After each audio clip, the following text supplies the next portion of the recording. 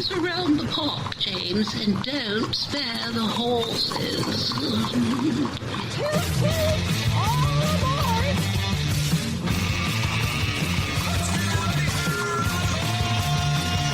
It's showtime.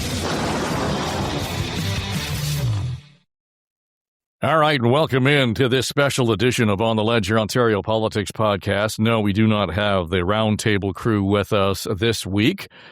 Taking a bit of a break now that the legislature has risen for the summer.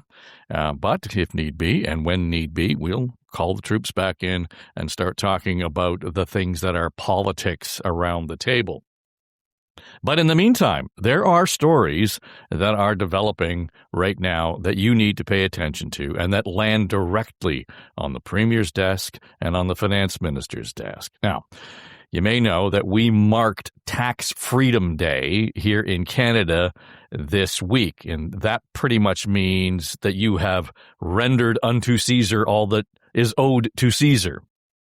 That is to say, you spent more than 5 months so far working this year alone in the calendar year just to pay your income tax bill.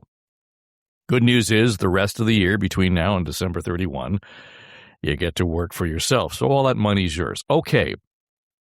And that tends to stick in the craw of tax advocacy groups across the country. It probably should, when you think about it. But what if I told you that hundreds, if not thousands of businesses across Ontario were getting huge property tax subsidies, while thousands more, those businesses are being forced to overpay their property tax to the tune of hundreds of millions, if not billions of dollars every year, all because of the Ford government's municipal property assessment policy. I know this sounds like we're way down in the weeds, but I want you to remember this as we start the conversation. This is the government that has grown Ontario's debt to record levels while boasting that it has never raised a tax since coming to office 8 years ago this month. Still, it sits by and watches as businesses across this province are overpaying their property taxes, all because of Queen's Park's willful ignorance or mismanagement, whatever you want to call it. Now, don't take my word for it. I caught up with Paul Sullivan recently. Paul is a principal and practice leader for advocacy and tax policy at Ryan ULC. It's one of Canada's largest business tax firms. Now, he and his team analyzed more than 3,000 commercial property sales across Ontario between 2023 and 2025.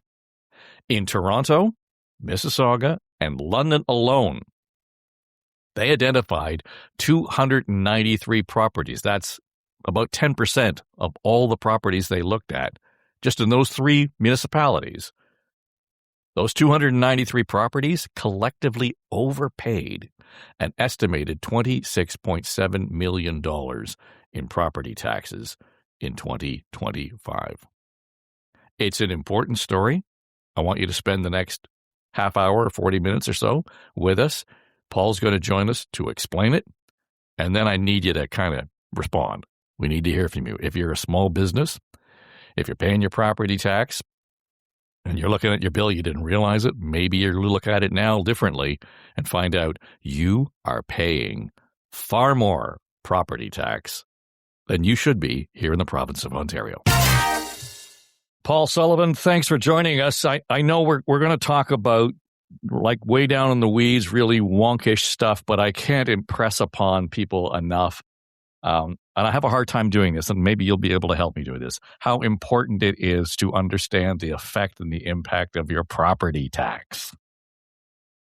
Yeah, well, thank you, Dave, and I appreciate the opportunity to talk with you and your listeners on this topic. It's one that Ontario, unfortunately, has really got themselves out of line with the rest of North America. We're 10 years out of date. We're taxing people at assessed values based upon 2016. And, the markets change and policies with government are created to deal with situations. But when you impose a policy on a market, and a market that moves because it changes with different demand and factors, you have to adapt your policies as the market change. And because we haven't done so, we've created this massive unfairness in property taxation. So I'm hope to break that down for you today and explain where we're at. Well, I just want you to know that I start from the premise that property tax by their nature are massively unfair. It's feudal. So I'm going to start with that in terms of what I'm getting for the value for my dollar and my tax dollar. But let's go back to the idea of the assessment. And I think not a lot of people understand the mechanism there, that this is not necessarily something that's driven by your municipality, that here in Ontario, there's a way of assessing properties in various municipalities, depending on market and all those sorts. It gets a little complicated, but they don't do it every year. And it's not necessarily based on the sale price of your house. Well, okay, the gold standard of taxation is to assess it every year. And British Columbia does it, and Alberta does it. The prairies do it every 2 years. Ontario was doing it every 4 years. The idea of a regular assessment cycle is it creates predictability and certainty about, where I will be at next year. So I'm going to throw a word at you. It's ad valorem. Ad valorem means we pay property tax based upon our share of the value, okay? The value of the whole roll or the properties within my class. And so value times tax rate equals my property taxes. And as properties change in value, your share of the property tax burden shifts as well. So what we have, particularly in the commercial market, is certain types of properties that are escalating, other types of properties that are devaluing relative to the average. Okay, so if we're to get a real understanding of this thing, unpack, our taxing authority on Ontario, says that commercial properties since 2016 have changed on average 108%. They've increased in value. So that doesn't mean that your taxes are going up by that extent. When we freeze the assessment roll, what that means is your taxes are going up based upon the municipal budget change. So you have two things going on here. You've got my change in value relative to the average, and you have a municipal budget change.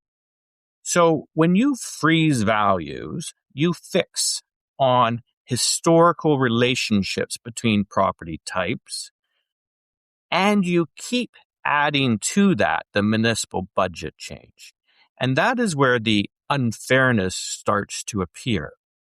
And so in ad valorem taxation, it is a key measure of fairness, the ability to pay, the economic health of a property is measured by its changing value. As properties go up in value, rents go up, values go up, their share of the tax burden goes up.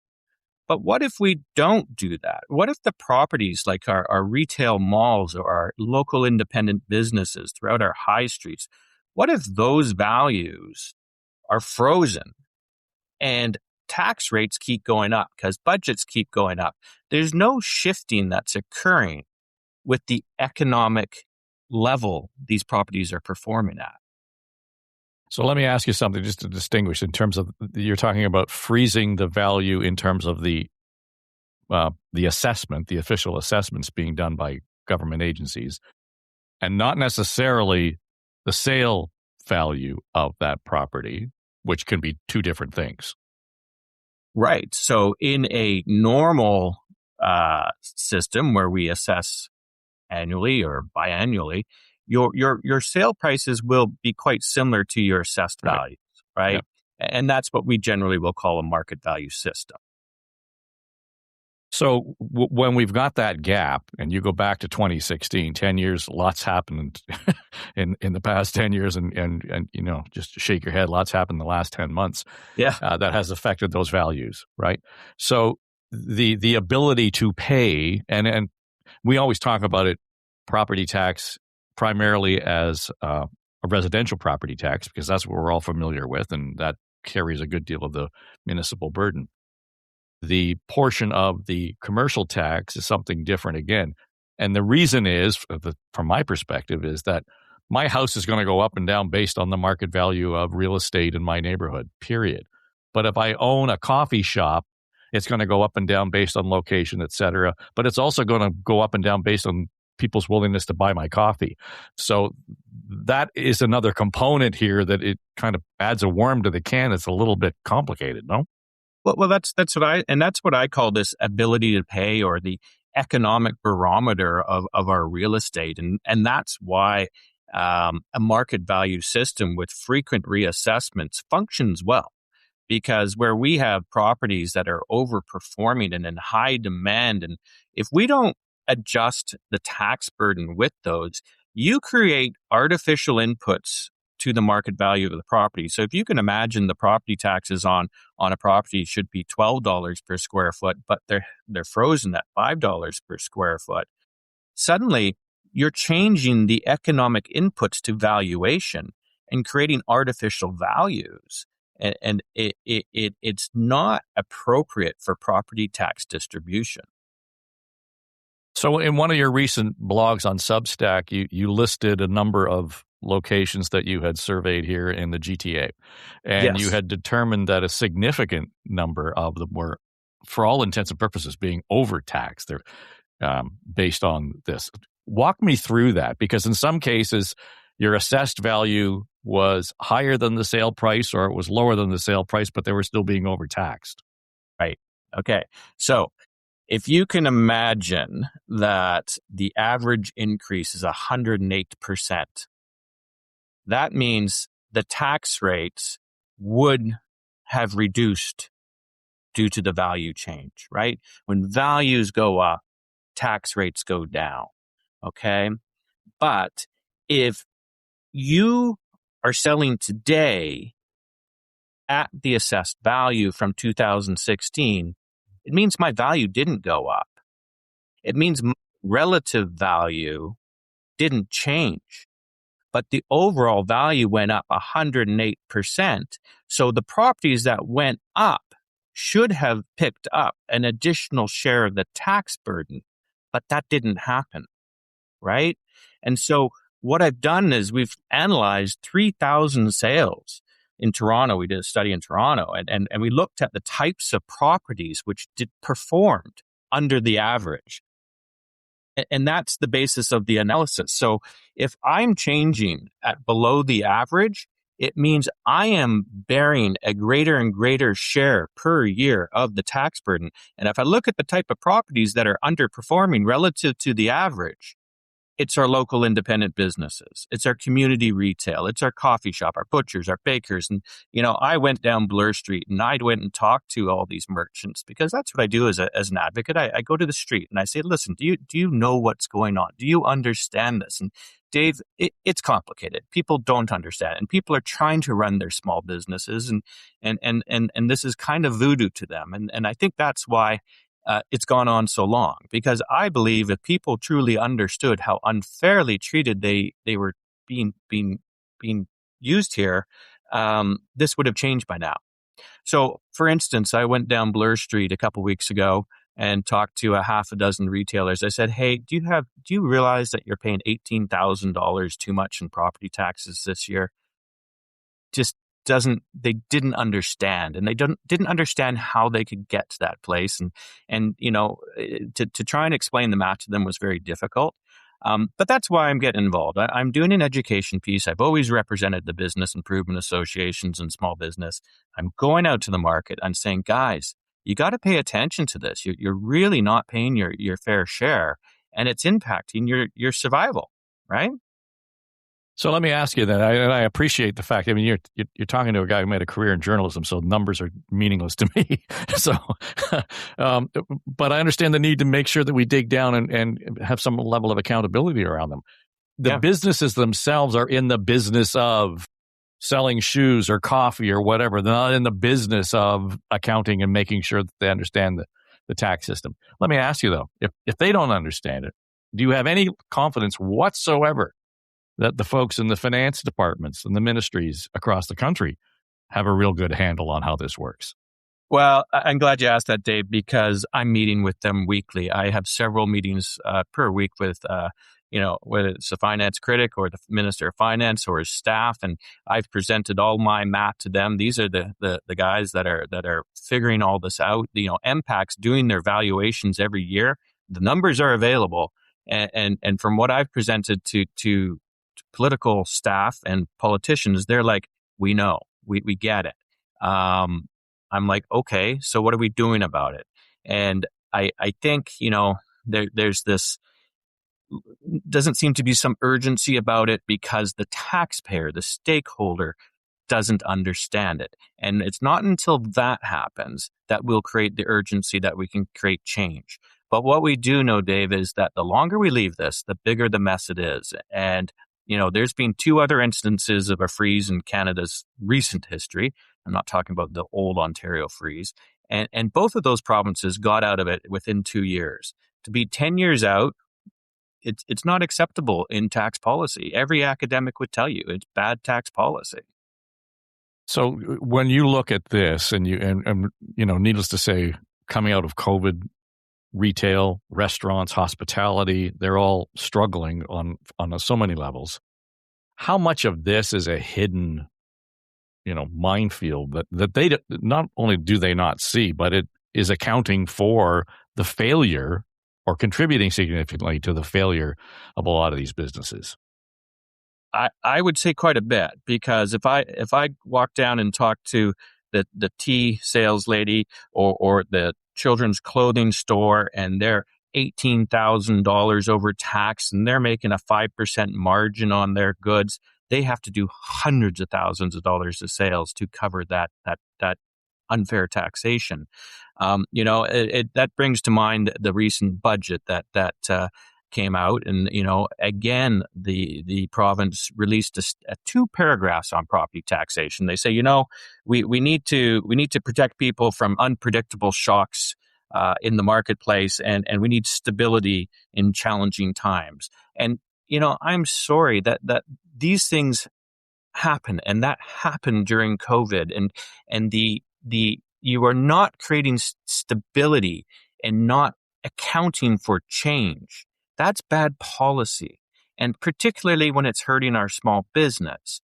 And so I don't like statements that suggest stability is created by treating taxpayers unfairly. I think if they knew about it, we would be having a different conversation. So, and to be clear, just because the province has gone ahead and set a freeze on those assessments, it doesn't mean that the financial need is not there at a municipal level, and they're going to have to make up for it somehow. And that's where we get to the point where whether it's unfair, it's at least hidden in terms of that I'm paying way more than I think I'm paying. Yeah. And you're sort of knocking on a point, which is taxes aren't frozen. Tax rates are going up, and tax rates are escalating at a much higher rate than ever in the past, because normally what happens is market value increases. It's gone up 108%. Therefore, tax rates can come down. But we've taken that out of the system. It's a government intervention into taxation in the market. And so when you eliminate that piece of the mechanics, the unfairness starts. And that's what's happened. So now you're making my head hurt, because all of a sudden I'm realizing that the financial needs of the municipality are there, and they're always going to be there. And if, here in Toronto, we've had over the last 3 or 4 years, we've had property tax increases at a residential level at around 25%. And again, I go back to what I said earlier. I'm not sure what I'm getting. I'm not getting 25% more. So if I were a business that was paying that much more, and then on top of it being overtaxed based on the assessment, holy cow, this is way out of wobble. Yeah, you got it, Dave. And it's our problem we have is it that business people are busy trying to run a business and employ people and be productive, and they I think put trust in government and bureaucracy that they are being treated fairly. And the freeze was brought about for a good reason. It was COVID, and it's been plenty of years since, and that's not the excuse anymore. And the properties that suffered from COVID are suffering the most from this freeze. And that's where the wickedness comes from this policy. It just has to change. I may be asking you an unfair question. I know you did the survey and you looked at the numbers in the GTA, but do you have a sense across the province in terms of what the overtaxation burden would be on business? You know, I that one is killing me, Dave, because I have a lot of smart people doing a lot of analysis, and I'm trying to pull that number out of the system.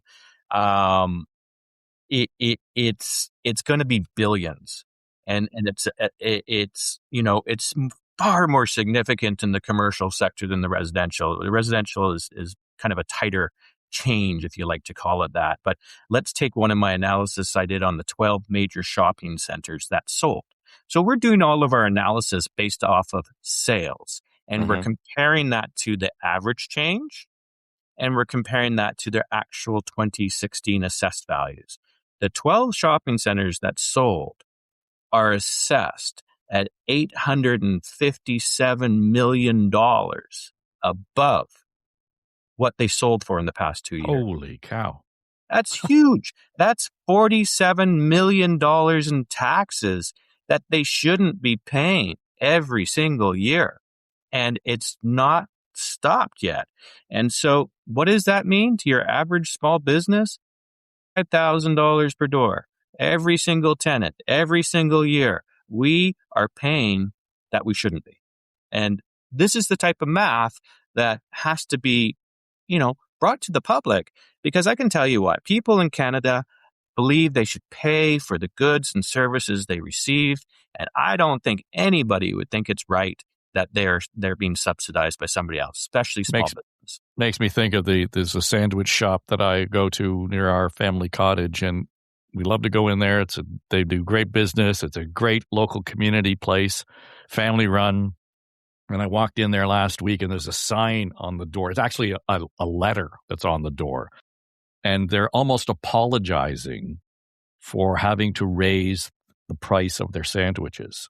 But they explained, this is what's happened since COVID, and the taxes have gone up, and our inflation's gone up, but our wages haven't gone up. I mean, and it was very authentic, and I thought, wow, it made me want to go in all the more and buy 2 sandwiches just because, they needed my help. But it occurs to me that the reason I'm paying more for my veal sandwich is because they're being taxed at a higher rate than they probably should be, and they don't even know it. That's right. That's right.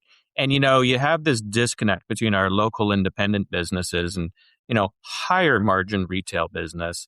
And we all know that we all want to support our small business, our local businesses. And, those are the ones that don't have the margins that can absorb these types of things. Those are the ones that don't have the volumes they can pass on the costs as readily as your local coffee shop. And, I don't think that residents support this kind of unfairness. And Dave, I'll give you an example. I ran the biggest tax coalition in Vancouver, the Vancouver Fair Tax Coalition, and there was some 50,000 small business members in every real estate organization.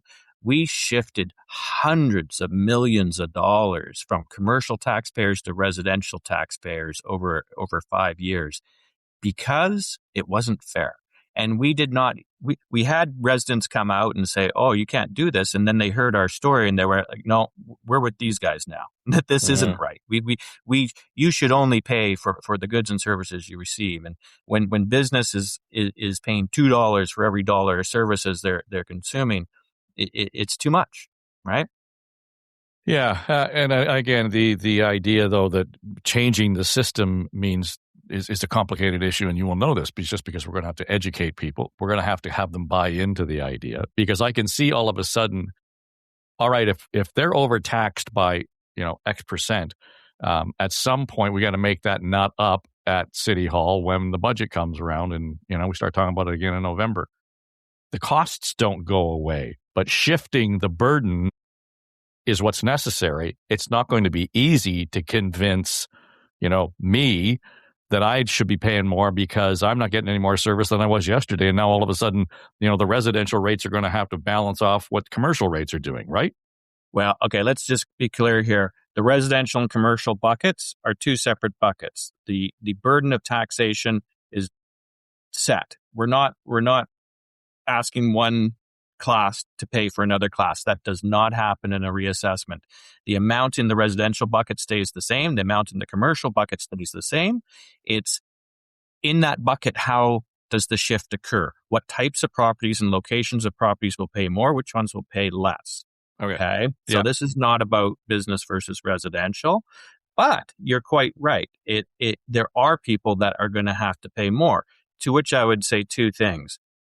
How many years should your neighbors keep on subsidizing you? And are you good with that? Because I don't think your neighbors think so. And wait till they figure this out.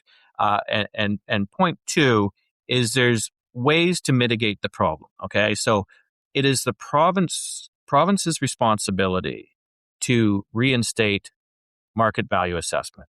Bring it in, bring it on. Let's get on track and get going in the right direction. Municipalities have tools, and there are tools all across this country that are used in the instance of value change and how to smooth out tax increases. For example, in Ontario, we do a 4-year phase-in. When we reassess, we bring that new value in over 4 years, or the taxes that go with it. We have tax capping. We can cap everybody at a maximum tax increase of 10% until we've absorbed the problem. In Vancouver, we have another thing called land averaging because land values skyrocketed here. So we average them in on a 5-year average. There's tools to mitigate the change. I don't think Canadians believe their neighbors should be subsidizing each other. That's I think, the unknown here. Mm-hmm. Well, the other part of this is, and there's a level of trust that goes with this, because if, we have this conversation all this time, for example, at the gas pumps, we've just reduced the taxes on a liter of gas. The prime minister's patting himself on the back, but, everybody is really suspicious that the oil companies just aren't going to come in and absorb that. What's to say that the same thing isn't going to happen at City Hall when we start to look at, your point being, when the value of my property goes up, the tax rate should come down.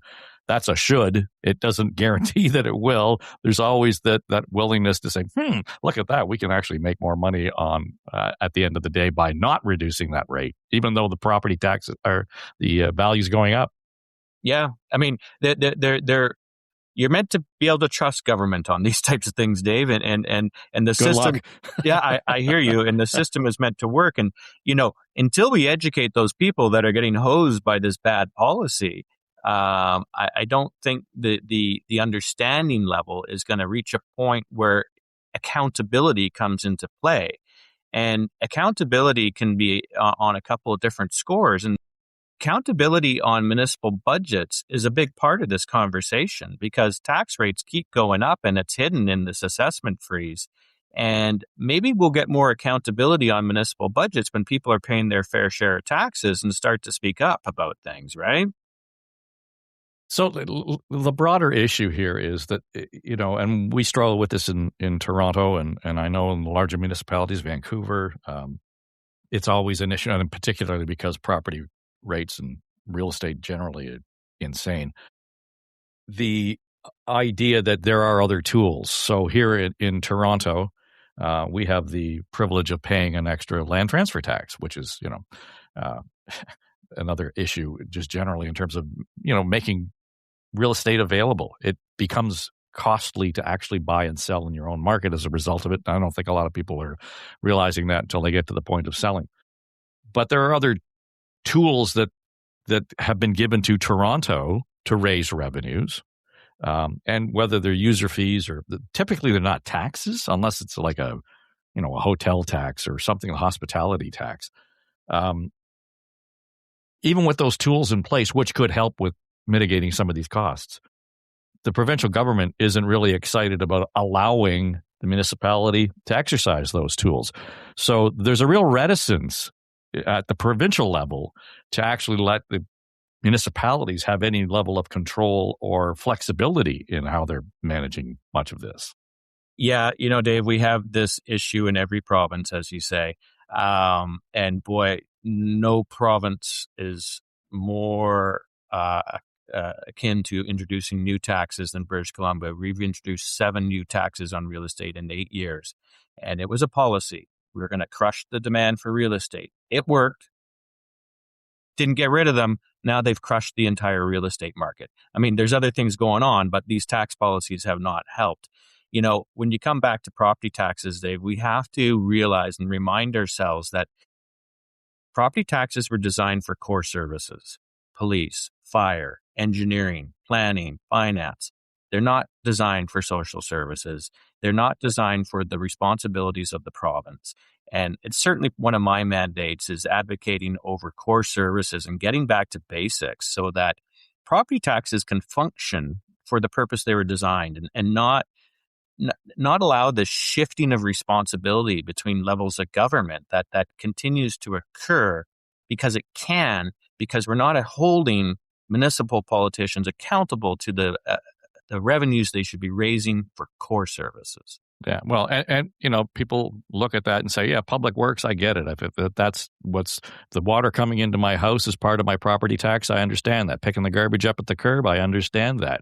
But to your point, we get into and municipalities are as bad at this as the provinces are at abrogating their own responsibilities and downloading this stuff.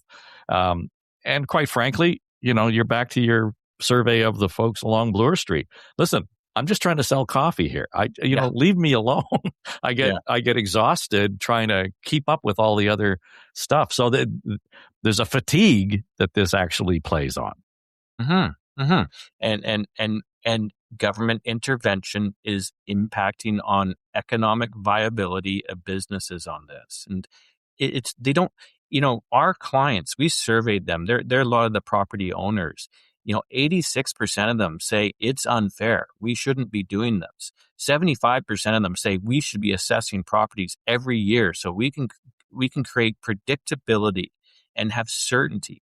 People are having difficulty doing leasing negotiations. Their pro formas on their developments are risky. It's slowing down development because every input now in a pro forma matters, and this one can really swing on you. And if you think about land value and carrying the land taxes in a pro forma based on the 2016 land value, based on where they should be today, it's hundreds of thousands of dollars we're adding to housing costs, but they're not thinking about it. They're not doing the analysis. And that's what we're doing here. Well, I would direct folks to your Substack. What's the title of the Substack? We're Advocacy Canada, Ryan Advocacy Canada. And we try to put one out a week, and we keep them to nice small bite sizes and cover issues that are, I like to think, easy to understand and should hit home with most people. And we're going to continue to analyze market by market and meet with government and keep telling them what they're doing. Well, you've made a breakthrough with me, so you've reached the lowest common denominator, Paul. So you're doing okay. And for those of you who are interested, and I'm just looking at your homepage here right now for people in this part of the world. A lot of this focusing specifically on what's going on in the GTHA in Ontario writ large. So there's some real value in there, particularly if you're a policymaker or you're a policy wonk or you're just trying to keep your head above water doing business here in the province. Paul, we might bug you again because I suspect this will come up more, and I'll be curious to see what kind of traction this gets here locally as we begin to talk more about it. Thanks for being here. Hey, thank you for your interest, Dave.